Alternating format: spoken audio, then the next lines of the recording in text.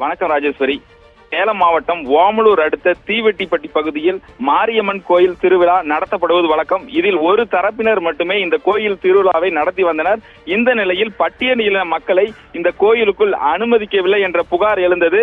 நாங்களும் இந்த வருடம் இந்த கோயில் திருவிழாவை எடுத்து நடத்துவோம் என்று கூறி இரு தரப்பினருக்கும் வாக்குவாதம் ஏற்பட்டது. இரு தரப்பினரையும் வாக்குவாதம் ஏற்பட்டதால் திருவிழா நிறுத்தப்பட்டது. இதனிடையே இன்று அதாவது மதியம் ஒரு 2 மணி அளவில் இரு தரப்பினரையும் அழைத்து சமரச பேச்சுவார்த்தை நடத்துவதற்காக வட்டாட்சியர் தலைமையில் பேச்சுவார்த்தை நடைபெற்றது.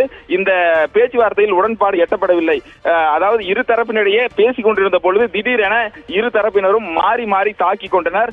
அப்பொழுது இரு தரப்பினரும் கற்களை எடுத்து வீசி மாறி மாறி தாக்கி கொண்டதில் தீவெட்டிப்பட்டி பிரதான சாலையில் 15க்கும் மேற்பட்ட கடைகளுக்கு கல்வீச்சு நடத்தப்பட்டது. தொடர்ந்து அந்த பகுதியில் இருந்த பேக்கரி, டீ கடைகள் என 10க்கும் மேற்பட்ட கடைகளுக்கு தீ வைத்து கொளுத்திய நிகழ்வும் அந்த பகுதியில் அரங்கேறியது.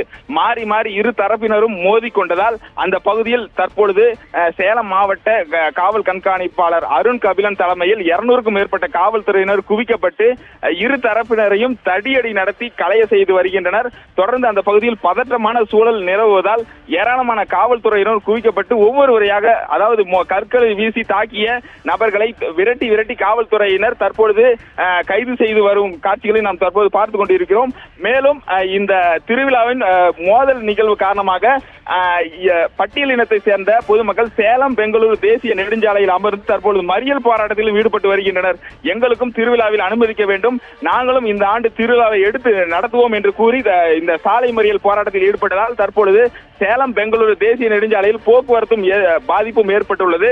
தொடர்ந்து அந்த பகுதியில் காவல்துறையினர் போக்குவரத்தை ஒரு பகுதியில் தடை செய்து மற்ற பகுதியில் வாகனங்கள் அனுமதித்து வருகின்றனர். இந்த இரு தரப்பினர் மோதல் காரணமாக இந்த சேலம் பெங்களூரு தேசிய நெடுஞ்சாலை தீவெட்டிப்பட்டி பகுதி பெரும் பதற்றத்துடன் காணப்படுகிறது. ராஜேஸ்வரி.